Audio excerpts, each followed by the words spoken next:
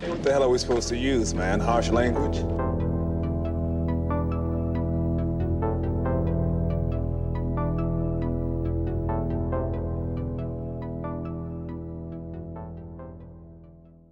So Thor Love and Thunder, the fourth installment for Thor and his solo adventures, the second to be directed by Taika Waititi. His Road of Sorrow. Yeah. His first being Thor Ragnarok. And Marvin, you've seen Ragnarok, right? Yeah. Have you seen the other Thor movies or no? Yep. Oh, you have? Oh, I have. that's Yeah, impressive yeah. and surprising. Taika sort of reimagined, he reinvigorated the character of Thor for the MCU. The first two installments of Thor in the original Avengers and the second Avengers, Age of Ultron, he was kind of written in sort of this like Shakespearean style. And I don't think that really played very well for a lot of people, a lot of audiences. I remember watching the first Thor once with my buddy, and he fucking just hated it. He's like, I can't get around this like goofy dialogue and behavior and shit. Yeah. Yeah, it felt like it was more a nod to the actual mythology than the Right. comic book character that is Thor. Mm-hmm. Taika inserted his humor onto the character. I don't want to say made Thor comedy relief, but he made him sort of a funnier character, way more lighthearted, less seriously overall. So I was definitely looking forward to Love and Thunder. Comedic relief. Yeah. No, he's for sure. He's very jovial. He's like the Channing Tatum of the MCU. I was just going to say, he's like the dumb hot guy, kind of. Yeah. But, God, is he hot. But yeah, it's funny. Chris Hemsworth said, he feels like he was put on this earth to play that role, and he's going to play it until they tell him he can't anymore. Yeah. So, well, listen, I mean, 4 installments, and he's still going strong.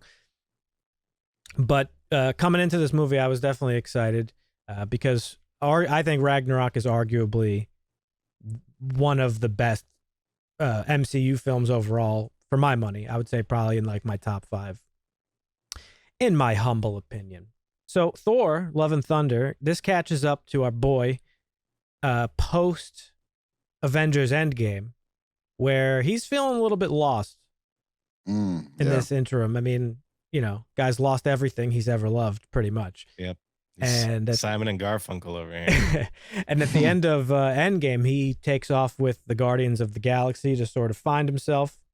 This movie catches up to him. We get a nice little sort of story from Korg explaining sort of his path where, he kind of got back into shape from Endgame, and he's trying to figure out what he wants to be and what his place is in the universe. So he's a little lost. But the movie opens up with our introduction into this movie's villain, Gorr the God Butcher, played by Christian Bale. Yep. And Gorr's a fucking badass, dog. His origin was fucking dope. And you didn't even see a big percentage of it from post-release stuff, but we'll talk about that a little bit later. But Christian Bale, that was a big announcement when that got announced. Everybody was very excited for it. Gorr the God Butcher, everybody was very excited for. He's I guess one of the iconic villains, you would say. He is not too happy, and we see him initially. He's roaming through the desert of his home planet with his daughter. They're thirsty. They're about to die, and his daughter does die, unfortunately. Yep. After which he sees this oasis, and he finds his people's god just being a piece of shit. That dude's an asshole. They're all assholes. That's the whole point, right? And yeah, I mean, but this guy was really what I think most gods would be like. Oh yeah, that's why I'm team if any Gorr. of them were real. So I'm glad he gets killed, right, and we get the birth of Gorr, the gods. Hashtag all gods must die. Yep.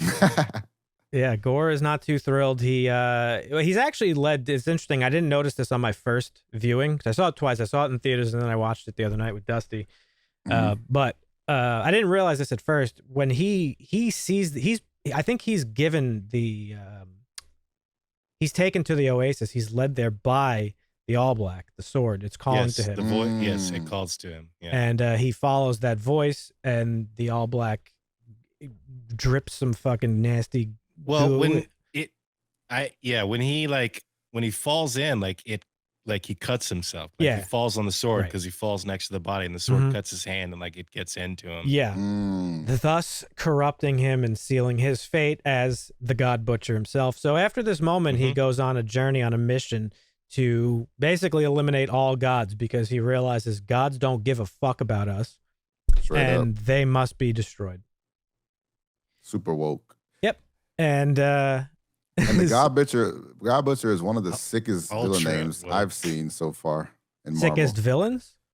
One of the sickest villain names. Oh, yeah. God Yeah. Butcher. Gorr, Yeah. the God Butcher. Yeah. He is, coincidentally, that you mentioned it, I would say, and I think fans probably feel the same way, is probably one of the stronger villains we've seen thus far. One of the criticisms that Marvel has gotten since its inception in the MCU, that their villains have been kind of like lackluster, sort of one-dimensional. Okay. That's interesting. That's why Loki Well, was a lot of fan. the OG villains came out, 60s and 70s or prior, or not long after. Like Gorr is not that old of a character. I mean, regardless Oh, of when that's they interesting. came out, the way they were presented in the early films weren't that great. They didn't have much to them, and which is why Loki became such a fan favorite, because he was like, the first villain we saw that was like kind of like, okay, like, I get where this guy's coming from. Obviously, Thanos fucking is a completely another level. Right. But Gorr is another one of those characters where, yeah, he's a bad guy, but we could all sort of kind of like see where he's coming from. Oh yeah, I love Gorr. I was rooting for Gorr. It's always nice when villains have a moral gray area for us audience members to question. Even Thanos, like, clearly eliminating half the life in the universe is not the way to do what you're trying to do, but you can see what he was trying to do. right, but you see what he was trying to do, and some would argue he was right. But And he didn't kill them per se. Hashtag Thanos was right. but So I think Christian Bale's acting was so damn good throughout this. He did a Actually, really wish I could good have seen more of him. Yeah, They should have showed him killing all these damn guys Well, on screen. all right, you're gonna Seemed make like I a would me, have missed liked to see them opportunity, go like, more there, true to the character. yeah. Like they kept his nose because what's the Harry Potter villain? What's his fucking Voldemort. Snopes? You shall not be yeah. named. Snope. Yeah, yeah. Snape. I think you just combined Snoke from Yo, Yeah, the new Star I Wars did. movies with Snape from Yeah. Harry Potter. pulled the Marvin. He just pulled the Marvin right yeah, there. that was I- big Marvin. He Uh, did. But Marvin, you keep But yeah, he What? didn't have a nose, and I would have liked to see him hold true, but they didn't. all right. Well, you guys you're Little gonna buddy. make me talk about it earlier than I planned to, but Uh-oh. there was apparently a lot of stuff that Taika was forced to cut out of this movie, and Mhm. the claim is that Marvel gave him a very hard runtime, that they wanted it to come in under 2 hours, and he ended up cutting a lot of key scenes and key characters, according to Cut Wow. half the film. yeah. Apparently, there was a 4-hour cut of the movie, but in some reports, we know that according to some reports, Jeff Goldblum was going to be in this movie as the Grandmaster. Peter Dinklage was going to make a return in this movie, and he was the Ooh, that would have been dwarf sick. that forged Stormbreaker. Yeah. Lena Headey was supposed to appear, and Damn. a couple of other characters. But not only that, we were supposed to see way more Gorr the God Butcher butchering gods. Yeah. It was. And himself. And himself. If you Just- notice in the movie, Marvin, he actually Just have him there. removed a lot of his tattoos. So it's with the there's no explanation. You see him 1 minute with tattoos and the next minute they're scars. So you assume he did a little self-mutilation because those tattoos were religious symbols. Oh, right. That would have been some good development that we Yeah. didn't get to So see. there was a lot of stuff that was unfortunately cut out of the movie. And I think that's probably the reason why this movie faced a little bit of criticism after its release. Yeah.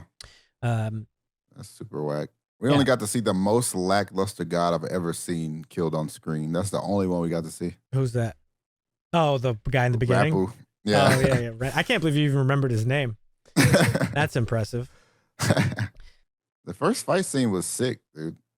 Oh, we it's had hype. Welcome to the Jungle Plan, Yeah. Thor hitting splits like Oh, yeah. Van Damme, and of course the damn Guardians of the Galaxy there top it all off. Yeah, I love that Yeah, every it was a good time. scene. I love And that some every nice time. humor to end it too. Oh yeah, with the fucking temple falling and thing, the screaming yeah. goats. Yeah. We won with minimal damage, and you see The the tower goats. crashing into pieces in the background. Honestly, all the fight scenes are pretty good, I think.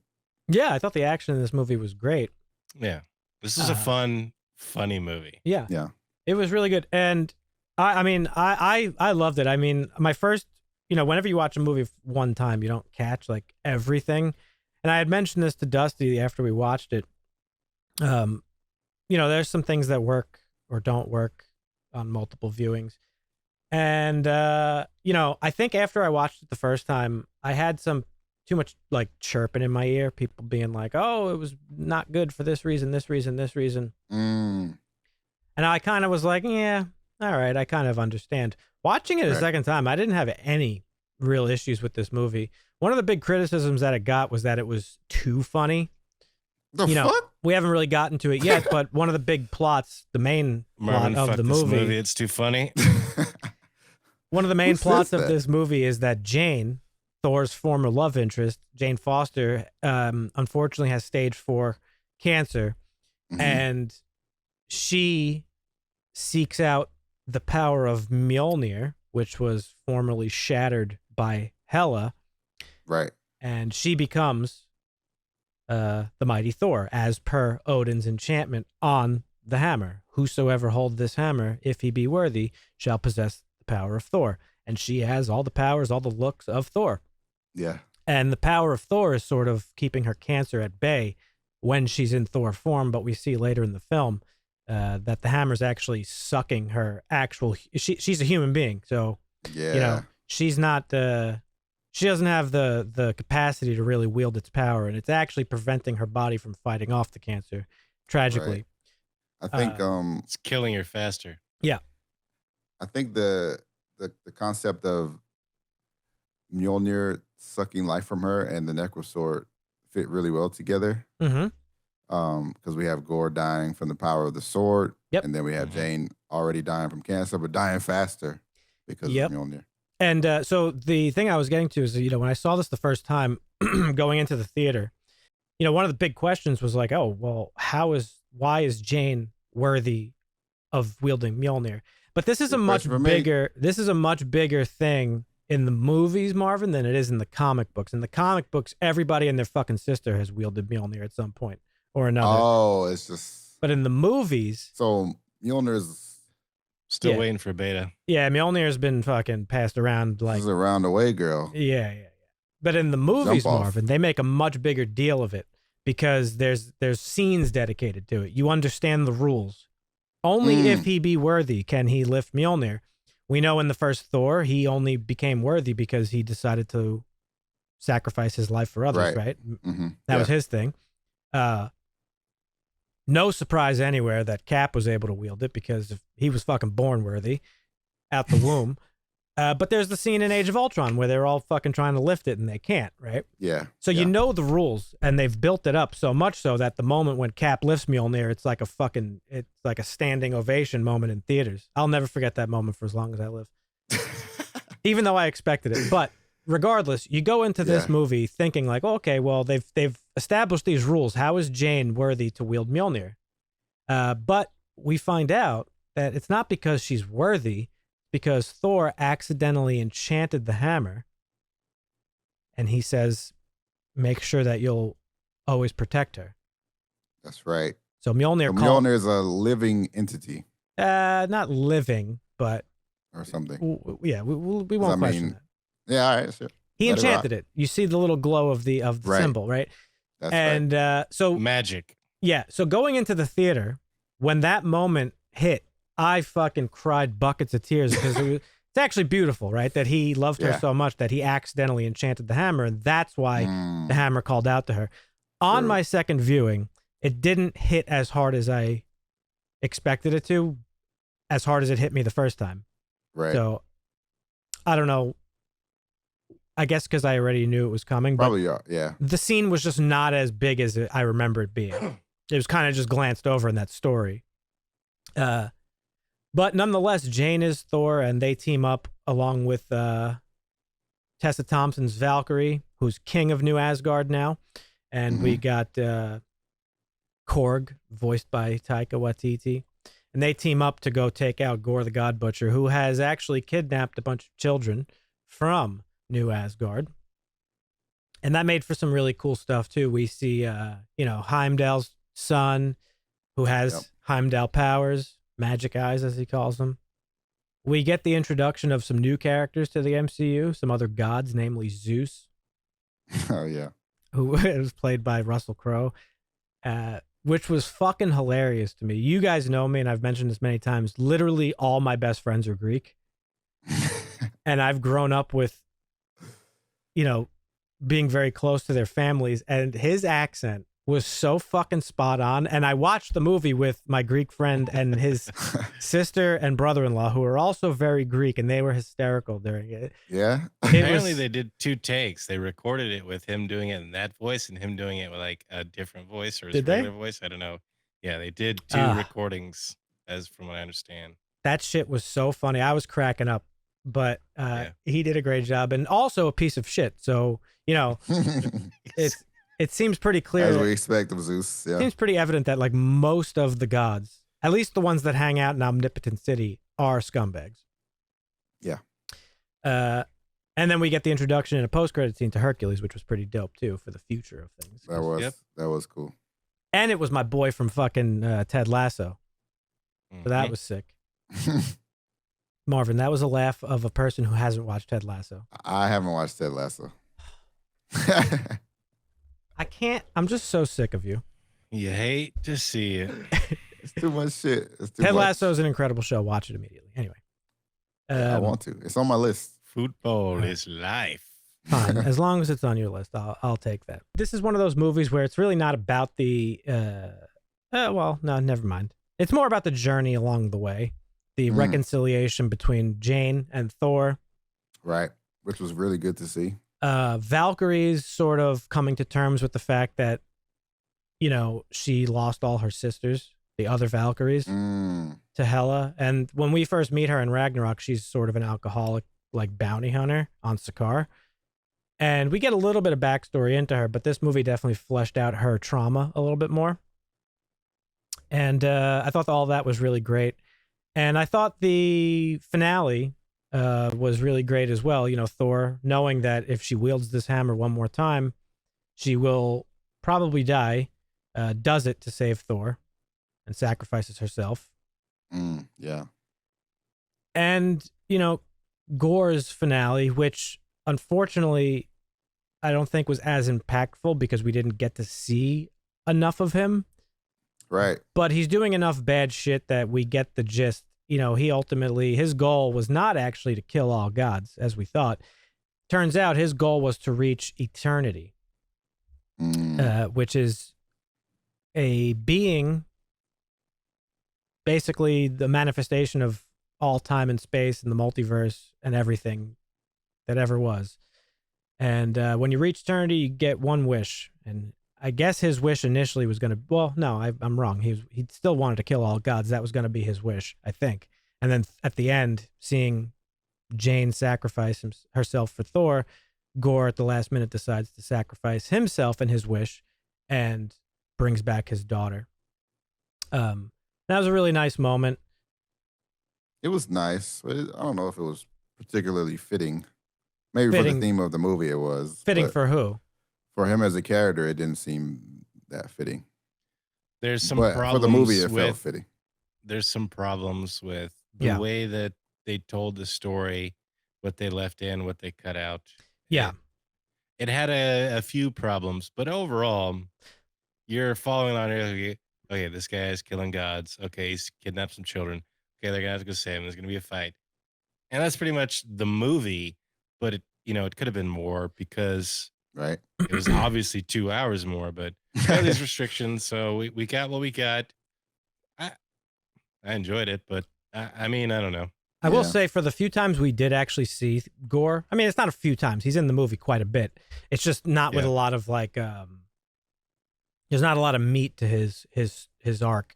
and I guess that's why his stuff was cut ultimately, because the Jane and Thor stuff is like the part. It's like that's the movie, really. That's like the whole story. That was the Love and Thunder, yeah. Yeah. So I guess Gorr's stuff got sacrificed. So by the time he does kind of have a change of heart, it doesn't play as good as it could have. But I do think it still was like pretty emotional, because you understand, like you get his state, right? And even more impactful was the Jane death, because Oh yeah, that hurt. That one did hurt. She sacrificed herself for Thor. Fucking poor Thor lost another person that he got back after losing. But now he's stuck with a little kid that's not even his. Talking about crying, that post-credit scene where she actually goes to Valhalla. Oh my God. Because they make it a point throughout the movie to talk about, well, no, you got to die in battle to go to Valhalla. Yeah. Yeah. And she didn't die in battle. I mean, I guess she kind of did, but not so much. But she's not even an Asgardian. She's nothing. So the fact that she ended up going to Valhalla was like so much more special. It was a battle. Yeah. And she's greeted by fucking my she's man. She's not nothing, Dan. She's She-Thor. All right? Let's get it right. Lady Thor. The mighty Thor. Both of you were wrong. She says it in the movie. I think this movie is a great mix between rom-com and action. It's good to see Marvel trying different things. Well, also drama and comedy. And that was, again, as I said earlier, the main criticism. People said that there was too many times where comedy would cut into the dramatic moments. And after watching it the first time, I was like, oh, yeah, I guess I could see that. But I didn't honestly notice any of that on my second viewing. Like, yeah, sure, there were moments where they were dealing with, like, obviously dealing with cancer is a very heavy topic because it's something we all deal with in real life. But I didn't think any of the comedy was like so much so that it like distracted from it. I think it did its task in sort of lightening the mood a little bit, because it's a very dramatic thing. And, Taika has said that that's his way of dealing with trauma. Like, that's why he got into comedy to begin with. And all his movies deal with, not all of them, but a lot of his movies deal with like, pretty heartfelt or like dramatic stuff. But there's always, but he's a comedic director. He's a comedy writer. Right. If anybody has watched Jojo Rabbit, that's like one of the most tragic fucking movies I've ever seen, because of something I won't talk about here, but like still a very funny movie. It's about fucking the Nazis and Hitler. Hitler's in the fucking movie. So like, you don't get more serious than that, really. I mean, I don't get it. Don't get what? Comedy is comedy is comedy. I could say something stupid that you guys would be like, do you need help? Are you okay? And somebody over here is laughing their ass off because they got it. Well, yeah. I mean, it's comedy's job to do that, to basically, and which is why, we talk a lot about on the show, like the anti-woke stuff. Well, one of the anti-woke sentiments that I agree with is sometimes there's this attack on comedy, stand-up comedy to be specific, where people are like, oh, you made a gay joke, you can't say that. Oh, you made a trans joke, you made a black joke, you can't say that. Yeah. Comedy, joke about everything. Comedy is the one place I agree where you go to escape the fucking horrendous reality that we all live in terms of like racism and homophobia and transphobia and all that stuff. So when you're in a comedy show, you're going in with the understanding that these are jokes. We're just here to have fun and let go for a little while, for an hour or two. So in the same sentiment, like having comedy, like a line of comedy immediately after talking about cancer, like you need something like that. Otherwise, like what what are we doing? Movies are escapism, I think I can see it both ways. Like, obviously they wanted to keep it maybe light because it's PG-13. Yeah, sure. For the kids. Right. Now this is about as close, I think, as you can with a movie get to breaking the fourth wall without actually doing it. And some of the jokes, like when Thor is imbuing all those kids with the power of Thor, he's like, just for a little while. Yeah. He's like, you guys can have all this power just for a little bit. It like the Thor movies to me have been great, in that they're they're more like if you read a comic and you turn the pages, like these are superheroes living everyday lives and they go through all kinds of shit and levity comes to them at different times. So when they make jokes, something crazy might be going on. You're like, oh my God, what the fuck are you talking about? There's some shit going there. And they're like, yeah, I got it under control. I'm dealing with it. But this thing is funny over here. Did you not see that? It's funny. Right. Yeah. I love that that's in this. And they're like, I think the Thor movies are closer to the comics than any of the other Marvel MCU movies they've done. Yeah. Nice. As far as how it's told, like how it's told on the screen versus the page, like it's very similar. I don't know. My buddy Ed, I could see him and hear him watching this video right now, cursing your name because he is not a fan of the way he's a purist, let's just say, and he is not a fan of the way the movies have portrayed Thor. He thinks Thor's very underpowered compared to what he is in the comic books.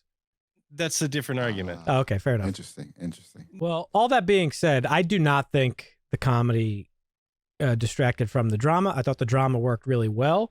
It hit the beats that it had to. It made me cry when it wanted to. And I mean, it doesn't take much to make me cry, but I was going to say, like, you just be letting it flow. I cry at everything, but especially in these Marvel movies. But that's because they're written well. Let's talk about that ending real quick. As we said, Gorr sacrificed his wish and himself to bring back his daughter. Yep. Thus making his daughter a child of eternity. And you see her for a second in the reflection, and she's literally fucking the universe as we saw the entity of eternity. Right. And so she's invincible. She's. I mean, we don't know much about her, but I would bet she's like the most powerful being in the MCU at this point. Right. That we know of. Thor takes her under his wing and raises her as his own. And the end of the movie was great. Great moment. He's making her pancakes, or as he calls them, what does he call, pan flaps or some shit? I forgot. Yes, flat cakes or something. I forget what he calls them, pan but flats. She shoots some fucking eternity lasers at him, which was a funny moment. And she painted Mjolnir. And we get to see that she is actually the one using Stormbreaker. So Thor was reunited with Mjolnir. Yeah, she was wielding that bitch. Oh my God. And they're traveling strong. They're traveling around protecting those that can't protect themselves, or as Korg says it in a different way, fighting for those that can't fight or something like that. And known as Love and Thunder. And I thought that was a beautiful little moment. I love that was that's the reveal, that's why the title is Love and Thunder. Right. Yeah. For multiple reasons, but that one specifically. Multiple, yeah. Yeah. But yeah, overall, I'm a little disappointed that this might be the end of the All Black. Man, come on, Dusty, you're a comic book fan. You know this. The end is never the end. Nothing ever ends in comic books. There's never an end. That's so true. We've got rid of the Darkhold and the All Black in one phase. Like I don't believe it. I didn't even think about that. I can't. Okay, well, legendary that's too many items. Powerful tools, dude. Yeah, they can't go out like I'm this. like, come and on, they're both guys. black. Like, I don't know. That ain't right. Yeah, I always bet on black. I have two things to say to you. One, they've already established the rules of the multiverse, so we know that these things probably exist elsewhere, except for the Darkhold, because she destroyed the Darkhold in every version of it, according to the end of. But did she? According to what we saw, that's allegedly what happened. I do not think they will bring back the All Black for a very specific reason. We have recently been introduced to another black sword. So you're good, Marvin. The Necro Sword at the end of, or in the post-credit scene of the Eternals. Well, this one is also called the Necro Sword. No, this was the All Black. It's called All Black, the Necro Sword or something when you look it up. Oh, I'm sorry. You're right. Yes, the All Black and the Necro Sword are the same thing. I'm talking about the Ebony Blade, which we got introduced to at the end of Eternals. Oh, you're looking green. Got his black swords confused. I'm turning into the Hulk. Oh shit! I pissed him off with that one. I'm sorry, Dan. I will never correct you again. Oh shit! Got the wrong sword. Yeah, it's too confusing for average audiences. They can't be having two black swords running around. Yeah. They need the Tolkien black sword, just the one. Too many blacks, he said. Anyway, God. it doesn't matter. Our exact conversation is why one of them's got to go. Okay? No, it's not. Yes. It's too confusing. It is too confusing. So, that being said, final thoughts on this movie. I loved it. I don't know if it was as good as Ragnarok. My instinct says no, purely because there was a lot cut from this movie, and it's evident that a lot was cut because there's questions and things that you'd want to see explored more in more detail that wasn't. So Ragnarok definitely felt like a more fleshed out and fully told film, and this didn't. But either way, this is on IMDb. It's got a 6.5 rating. I'm going a little bit higher. I would give it a 7, honestly. I think this is in seven, Easy 7 realm. 7. The fuck? What is wrong with people, dude? There's a lot of haters out there. There's a lot of fans giving it false praise. But yeah, I give it a good 7. I laughed. I mean, me and Dan laughed all the way through it. And Dan had already seen it before. It was funny. So what do you guys rate it? Yeah, 7. I'm giving it 7, a yeah. strong 7's 7. across. Strong You 7. just hit the jackpot. 777. Let's do Boom. it. Go. I'm trying to make a new tradition here where I read a funny bad review. So I'm just gonna. Oh, let's go. Yeah. This is a 3 out of 10 on IMDb. Worst Oh, MCU yet. Things keep getting worse. It's too long for me to read the whole thing, but to sum it up, You got to be prepared for these. I just wanted to read the title. Here's 1 out of 10. Very, very disappointed. So yeah, people just didn't like it, I guess. I don't know. Oh, here's a good one. Nearly a 2-hour SNL skit. See, so this is where the bulk of, I think, the criticism's coming from, that it's just too funny. Like, Oh, God. how could you be too Lighten fucking the funny? fuck up. Right. Fucking, you don't hire Taika Waititi to fucking not have comedy. He's like literally one of the best comedy writers working in Hollywood and one of my favorite directors. So you all fuck yourselves. I'm ready for all the Taika stuff. But yeah. So there you have it, folks. There's our thoughts on Thor: Love and Thunder. If you haven't watched it yet, go check it out. It's now streaming, probably on Disney Plus, if I had to guess, right?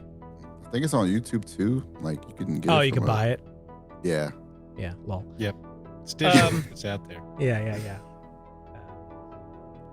If you haven't already, folks, please check out our YouTube channel. Subscribe to us. We do videos at least 3 times a week like this. And check out our website, harshlanguage.tv. Stay up to date with past podcast episodes, YouTube videos, and all of Dusty's news. So thanks for listening and or watching, and we'll catch you in the next one. See ya. Costa.